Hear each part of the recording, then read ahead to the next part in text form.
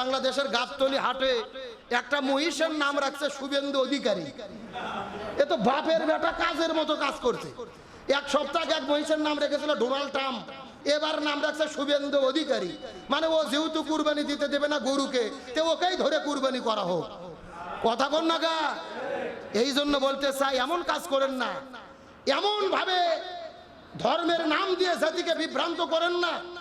মুসলমান আর হিন্দু নয়, মিলেমিশে থাকেন, একটাই হলো শান্তি। আমরা কুরবানি করবে একমাত্র কার জন্য? আরো জোরে বলেন। কুরবানি একটা ওয়াজিব ইবাদত, মুসলমানদের জন্য বাধ্যতামূলক, বড় নেকির ইবাদত। অথচ এই কুরবানি নিয়েও আমাদের দেশে তাম পৃথিবীতে ষড়যন্ত্র আছে না নাই?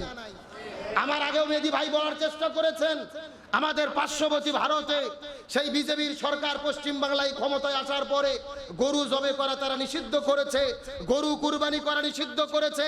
তারা গরুকে কুরবানি করতে দেবে না, আইন পাস করে তারা ঘোষণা দিয়েছে। তবে আল্লাহর কি খেলা, ওরা মুসলমানদের কুরবানি ঠেকাতে গিয়ে ওরা নিজেরাই বিপদে পড়েছে। জোরে বলেন আল্লাহু আকবার। মুসলমানের বিপদে ফেলাতে গিয়ে ওরা নিজেরাই বিপদে পড়ছে। তার কারণ ওরা বলছে যে গরু জবে করা যাবে না। এখন গরু হাজার হাজার গরু পালছে হিন্দুরাই, ওরা সারা বছর গরু লালন পালন করে ঈদের আগে আমাদের বিক্রি করে, মুসলমানেরা ক্রয় করে কুরবানি দেয়। যেই আইন করছে গরু কুরবানি হবে না, মুসলমানরা বন্ধ করছে গরু কেনা।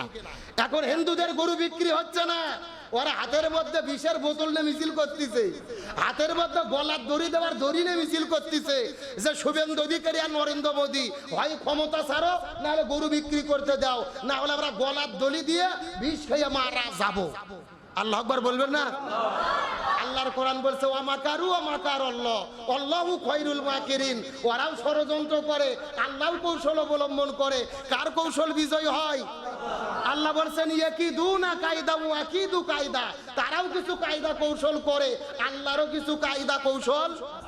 আর আমাদের বাংলাদেশে একটা কথা আছে ভাই, অন্যের জন্য গর্ত খুললে সেই গর্তে নিজেদের পড়তে। আমরা ভারতের মুসলমানদের অনুরোধ করে বলি, 5টা বছর তোমরা কোনো গরু ক্রয় করবে না। হিন্দুদের কাছ থেকে গরু কিনা বন্ধ করে দাও, গরু ক্রয় করা বন্ধ করো। আমাদের যাদের উপরে কুরবানি ওয়াজিব হয়েছে, গরু দেই যে কুরবানি দেওয়া লাগবে, কোরআন হাদিসে এমন কথা লেখা নাই। ছাগল দিয়ে কুরবানি দাও, ভেড়া দিয়ে কুরবানি দাও, উট দুম্বা দিয়ে কুরবানি দাও। আমরা গরু কিনবো না, গরু ওদের গো মাতা হয়, ওদের দেবতা হয়, ওদের গরু ওদের কাছেই থাকে। আমরা 2 বছর যদি গরু না কিনি, ওই হিন্দুরাই রাজপথে নামে আন্দোলন করে ওই শুভেন্দু অধিকারী আর নরেন্দ্র মোদী ওদের ধুতি ধরে টেনে ক্ষমতার থেকে নামাবে। এ কথা কর না গা, কার ফয়সালা? এই জন্য বাড়া ভালো, বেশি বাড়া ভালো না।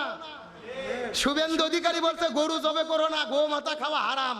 অথচ ও নিজেই 3 বাটির গরুর গোস্ত একবারে বসে থেকে খাইছে। ভিডিও সোশ্যাল মিডিয়াতে ভাইরাল।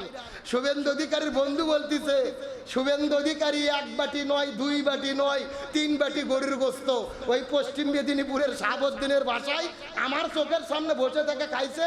এমনকি 7 বাটি ভরে নিয়ে বাড়িতে যেয়ে রাতের বেলাও খাইছে।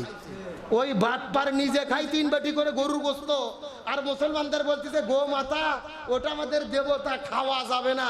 এর মতো সিটের বাটপার পৃথিবীত নাই রে। কথা কন না গা। কি বলতেছে গো মাতা, আবার বলতেছে 14 বছর বয়স হলে তখন গরু জবে করে গোস্ত খাওয়া যাবে।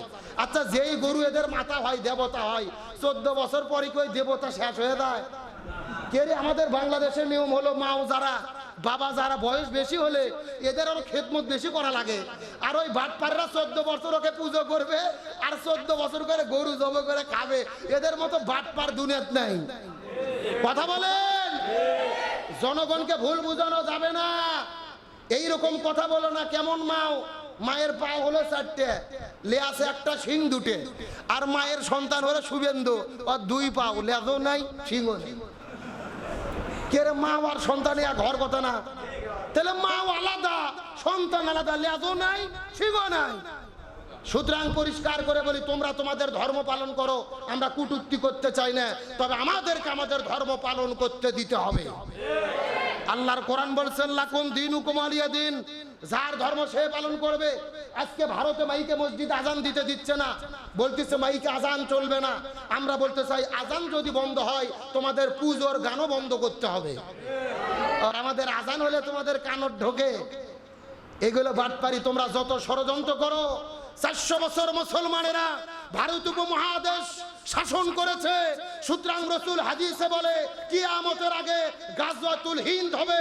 ইমানদারদেরকে প্রস্তুতি নিতে হবে জালেমের মোকাবেলা করতে। রাজি আছো মুসলমান?